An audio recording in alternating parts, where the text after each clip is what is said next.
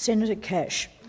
Deputy President, to coin a very well-known phrase, tell them they're dreaming. Because if those on the other side actually believe that in any way this tax is going to increase production in this country, they are living in la-la land, quite literally.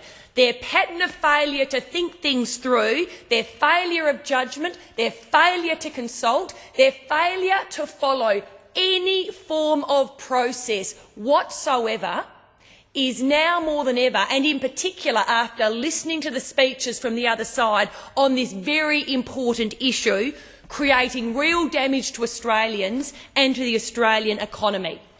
This tax is nothing more and nothing less but a triple whammy on the Australian people. It is a tax on the 500,000 of Australians whose jobs depend, either directly or indirectly, on the mining industry. Yes, that's right, the mining industry is actually a huge employer in this country. Industry creates jobs. Governments, and in particular Labor governments, they don't create jobs, they destroy jobs. This is a tax on the millions of Australians, their retirees, whose incomes, that's right, their incomes, that are actually drawn from the shares and those dividends that the mining companies pay.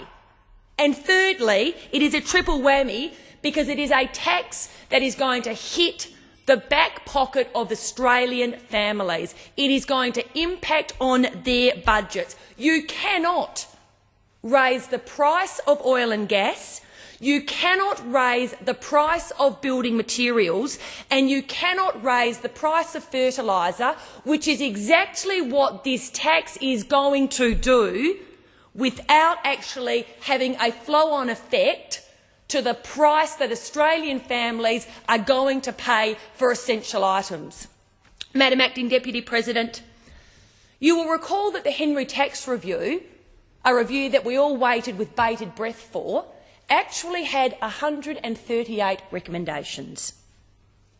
But because Mr Rudd, the Prime Minister of this country, is a weak and insipid leader and didn't have the guts to actually undertake full-body tax reform in this country, what did he do? He woke up one morning and he said, that is it, I'm going to go for the blatant tax grab. What will I impose? I will impose a resource super profits tax, and he chose this over genuine taxation reform.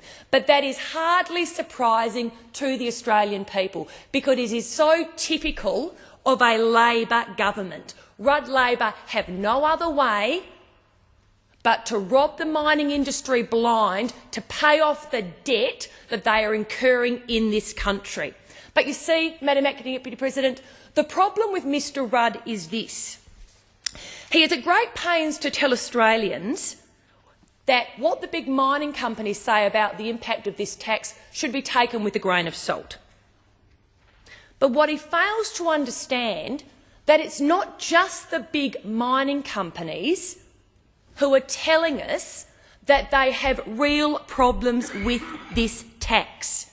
What Mr Rudd fails to understand is that while he talks tough about targeting Rio Tinto and BHP Billiton, small businesses, and we all know them, we've all got them at home in our home states, the family quarry operators, they are the ones who are going to really feel the impact of this tax. And these businesses, they operate across Australia.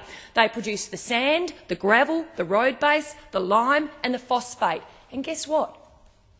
All of those materials are actually crucial inputs to housing and construction and agriculture in Australia.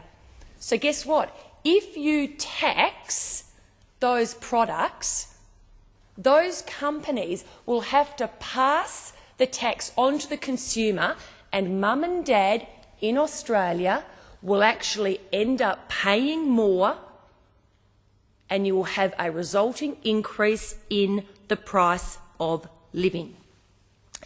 And of course, to put to bed a myth that the Labor Party consistently raises, that Ken Henry, in his recommendations, he actually said that these smaller companies should be taxed. Well, he didn't. Ken Henry did not recommend the taxing of low-value commodities. He actually has a table in his report, table C11, resources that may merit exemption from the resource tax. It was not Ken Henry's recommendation that the Labor Party go down this path.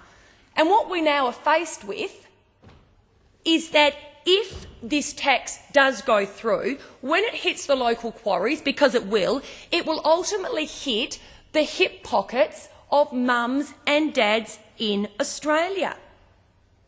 Why again? Because local quarries, as we all know, produce the clay, the gravel, the monumental stone, the gypsum, the limestone, the cement, plaster, and guess what? All of those products are used to build the great Australian dream, and that is your own home. And local quarries have made it very, very clear. They will have a choice if this tax goes through. They can either pass on the additional cost to the consumers, or alternatively, they can close down their business. The choice is actually a very simple one for them, and they are not going to close down their businesses. So what you will see is these costs will be passed through to mum and dad in Australia. And we have Merrill Lynch, one of the world's leading financial management and advisory companies, coming out today with a report. They've done some numbers, and guess what? Quite literally, the super tax will hit home.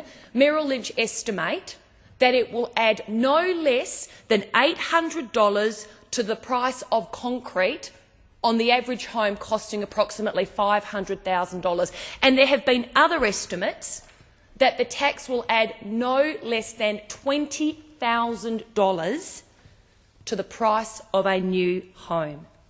That is the consequences of this tax when you impose it on small quarries. It will reach into every Australian household.